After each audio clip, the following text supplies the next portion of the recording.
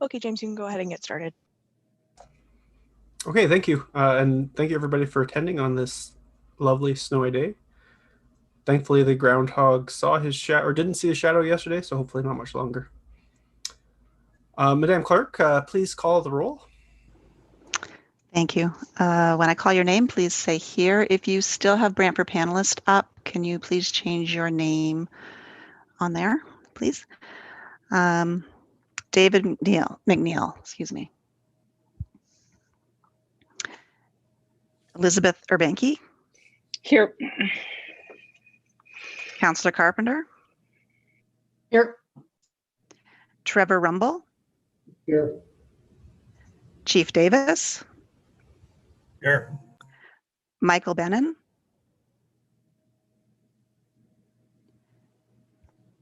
James Uhas. Here. Connie McKnight. Here. John O'Neill.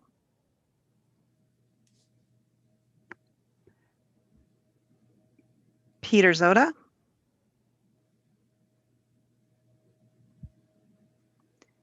Mayor Davis. Colleen Goupel. Here. Terry Skorick. Here. Heather McDonald. Kim Baker. Here. Heidi Northwood. Here. And Flora Ennis.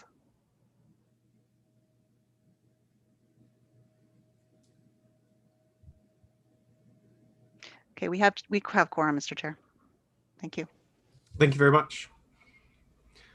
So I'd just like to welcome everybody here today, and I would like to just remind you that the advisory committee members have a few procedural rules as we go into our virtual meeting to assist with the meeting in operating as efficiently as possible. So all members will be muted for the meeting to reduce feedback. All web cameras for members shall be turned on. Staff will be requested to join video meetings should the need to answer questions from members arise. Any member should indicate they wish to speak by pressing the raise hand button on the participant list screen, bottom right-hand side, or by pressing *9 for teleconference members. I don't think we have any teleconferencers right now. Clerk staff will lower your hand when you have been recognized by the chair for your speaking opportunity. In the event of a connection service interruption occurs that affects quorum or the advisory committee, we may recess the meeting for up to 15 minutes to regain quorum. If quorum is not achieved, the meeting will be adjourned.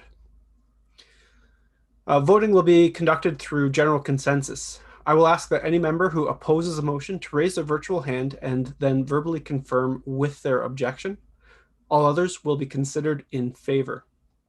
Finally, thank you for your patience as we navigate this new pathway. So I'm going to move on to point 2 today, which is declarations of conflict of interest. So members, are there any other pecuniary interests to declare on items appearing on tonight's agenda or today's agenda?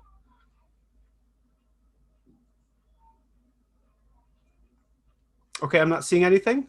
So I will move on. Are there any delegations this afternoon, Lord Mayor?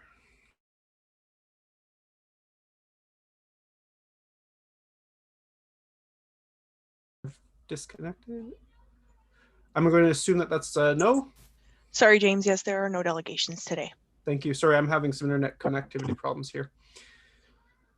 Okay, so we'll move on to item number 4 then, and this is items for consideration. The advisory committee will now move on to items of consideration, starting with item 4.1.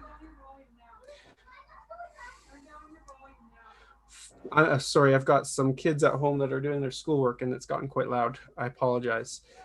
Okay,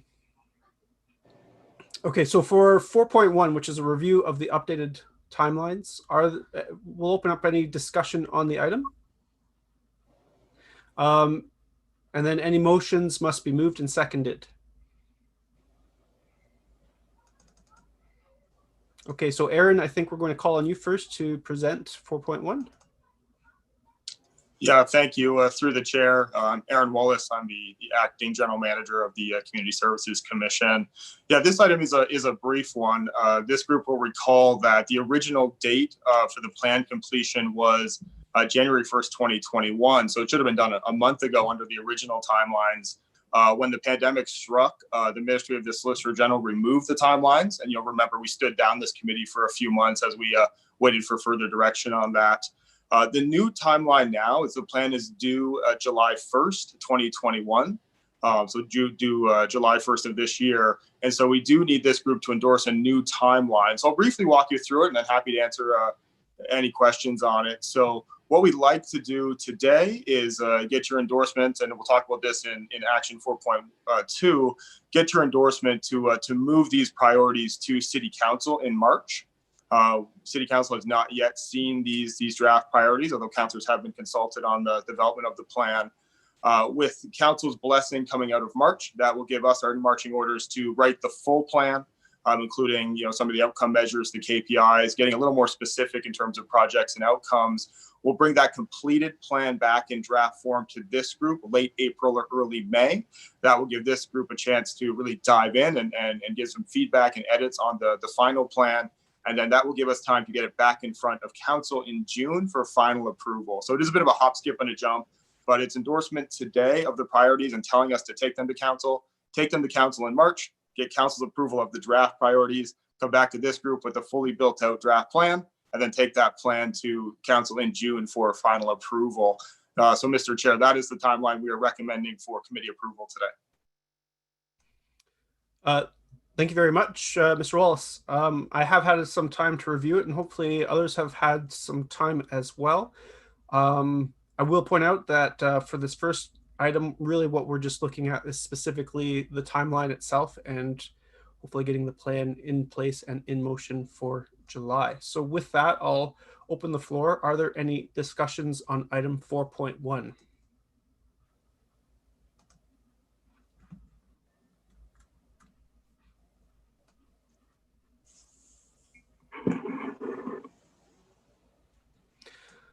Okay, I'm not seeing any raised hands or any points of discussion here. So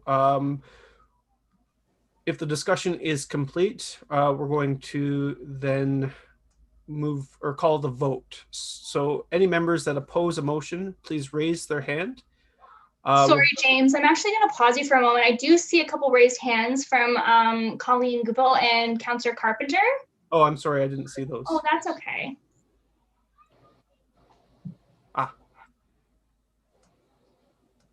So Colleen, I think you were first if you'd like to go ahead and. Yes, thank you. I just have a quick question. Is the July date going to give us enough time to meet our mandate? Yeah, through the chair, I think we can make it. I really do. We've got a pretty good start on the plan. So I think if we get council's thumbs up and direction in March, we can bring a fully built out plan back to this group, and it will give you 2 or 3 weeks to review it and provide comments. So I think we can make it. It does certainly light a fire underneath us to get the work done, but I think we can make it. Good. Thank you very much.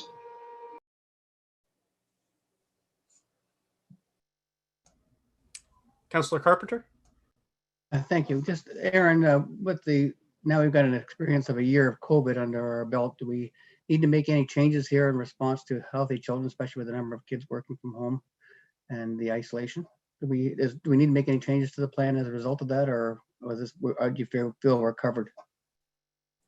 Yeah, through the chair, for some of the programs specifically mentioned in there, like Healthy Kids or work we're doing out of the Beckett Center, it has gone virtual and it'll stay virtual. So I think we can deliver pretty well on those programs given the COVID restrictions. And then fingers crossed, as the year progresses here, we can get back to normal. So Brad did go around to the members of this committee a couple of months ago now and asked, should we make significant changes based on learnings or experiences in the pandemic? And the general consensus was, although programs need to change and adapt, the structure of the plan and the priorities are what they are. So I think the answer is yes, within programs, we make those changes to make sure those programs are still quality. But in terms of the plan going forward, I think it's in pretty good shape. Okay, thank you. Thank you, Aaron. Is there any further discussion? I'll look more closely for the raised hand symbol. I apologize.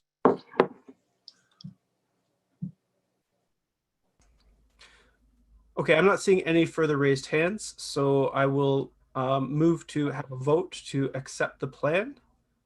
Can I have a seconder? I think that's what I need here, right? So through the chair, I'll look to my colleagues and clerks for better guidance than this perhaps, but I think you'd want someone to put a motion on the floor to approve the revised timeline and a seconder, and then call the vote. Thank you very much, Aaron. So could I please have a motion then to approve the revised timeline?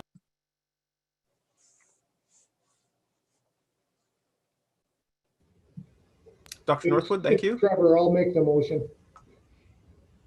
Okay, I had Dr. Northwood just as you started speaking there, Mr. Rumble, so I will defer to Dr. Northwood, and then I will now call for a, so we're going to have, sorry, a call for any opposing motions or votes.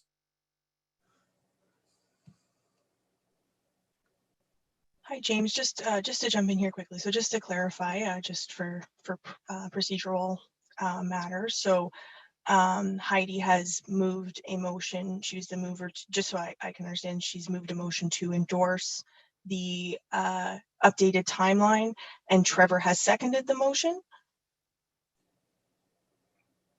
I apologize. I don't think I called for a seconder. Perfect. Okay. So yeah, well, so we'll just need a seconder for Heidi's motion. It's Trevor. I'll second it. Thank you. And now, James, so if you want to ask for any discussion on that motion. Is there any discussion on that motion?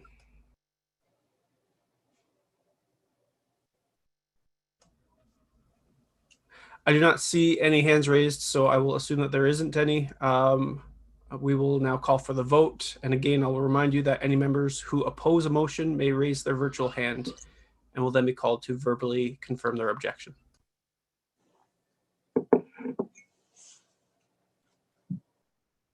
So James, if you want to start with all those in favor and raise their physical hands, just so that it's easy for everyone who's watching on YouTube to see. Very good. All those in favor, please raise your hand.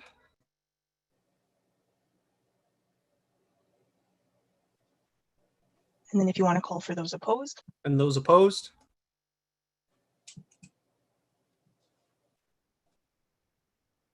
And then you can call for the motion to be carried. I call for the motion to be carried. Thank you.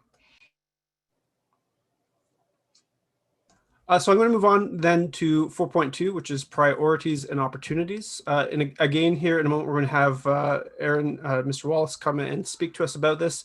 I do want to point out that upon reviewing the document itself, I found that it was very impressive, particularly in comparing it to some of the plans that I've seen elsewhere. So I would like to start by offering my praise to all of the members of the City of Brantford who have contributed toward the planning. With that being said, I'll now call on Aaron Wallace, to the Acting General Manager, Community Services and Social Development, to speak to point 4.2. Thank you.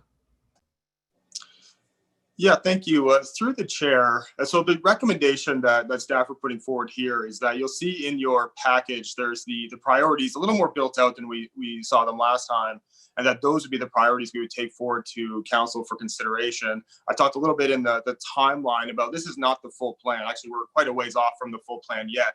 But if you remember our last meeting, what this committee endorsed was actually the baskets or the categories to put things in. So we had brought, a very kind of brief, high level. You remember some of these baskets: diversity and inclusion, substance use, housing and homelessness.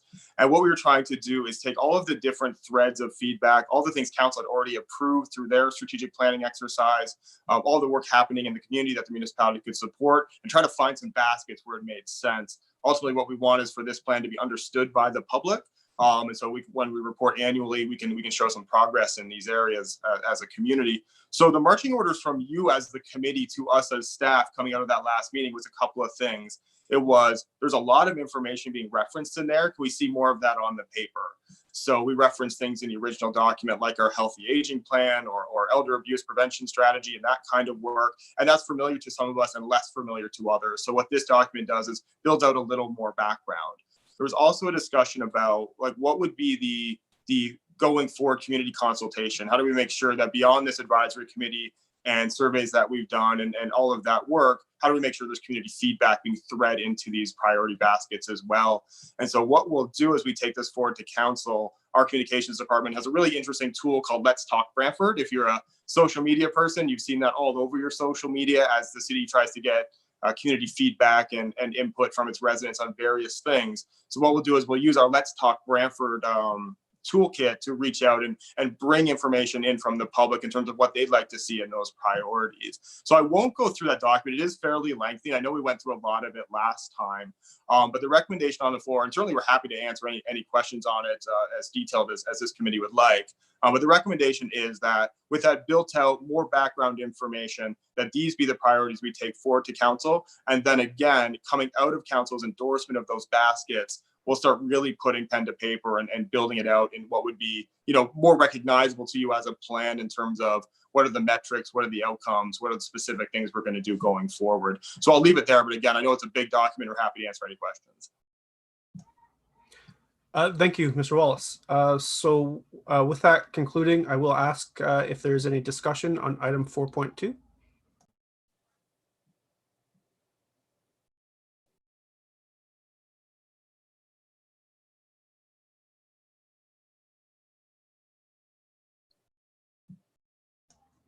So I am not currently seeing any raised hands. If that's the case, could I have a motion to approve 4.2, the priorities and opportunities that have been laid out in the document? Terry, did I see you raise your hand? Thank you. Okay, so we have a motion from Terry. Could I have a seconder, please? Constance, thank you. Okay, with that motion on the floor, is there any discussion?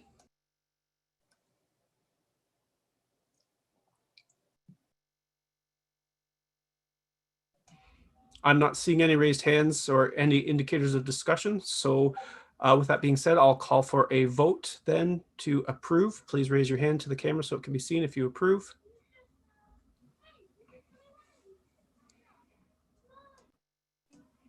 Okay, and those who are opposed?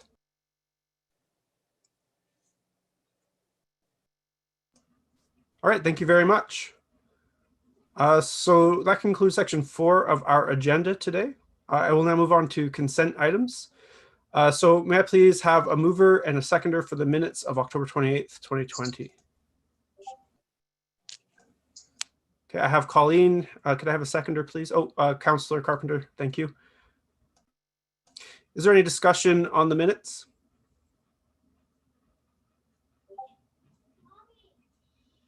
None seen.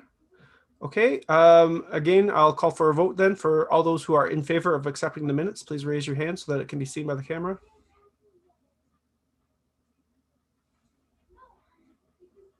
Any in opposition, please raise your hand. Okay, I don't see any votes for that, so thank you. Moving on then, under 6, we have no resolutions, and under 7, no notices of motion. So up next is adjournment. Do I need to have a motion to adjourn? No, you're good. You can just adjourn. Okay, well, everybody, thank you very much for a very quick meeting today. I appreciate you all being in attendance, and if I may say, I'm very much looking forward to seeing how this plan works out and